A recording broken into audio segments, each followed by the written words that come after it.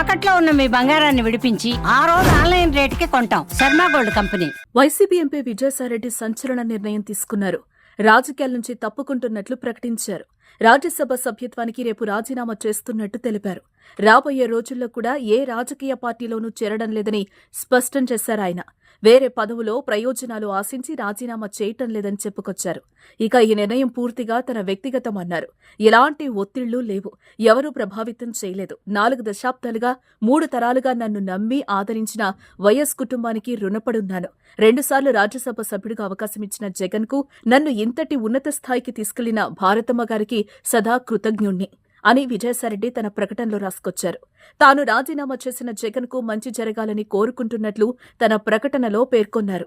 Parliamentary party నాయకుడిగా, రాజ్యసభలో floor లీడర్గా, పార్టీ జాతీయ ప్రధాన కార్యదర్శిగా రాష్ట్ర ప్రయోజనాల కోసం చిత్తశుద్దితో శక్తివంచన లేకుండా కృషి చేశా. కేంద్రానికి, రాష్ట్రానికి మధ్య వారధిలా పనిచేశానని విజయసాయిరెడ్డి చెప్పుకొచ్చారు. దాదాపు 9 సంవత్సరాలు ప్రోత్సహించి కొండంత బలాన్ని, మనోధైర్యాన్నిచ్చి తెలుగు రాష్ట్రాల్లో నాకు గుర్తింపునిచ్చిన ప్రధాని మోదీ గారికి, హోంమంత్రి అమిత్ షా గారికి ప్రత్యేక ధన్యవాదాలు. టీడీపీతో రాజకీయంగా విభేదించా. చంద్రబాబు గారి కుటుంబంతో వ్యక్తిగతంగా విభేదాలు లేవు. పవన్ కళ్యాణ్ గారితో చిరకాల స్నేహం ఉంది అని విజయసాయిరెడ్డి ప్రస్తావించారు.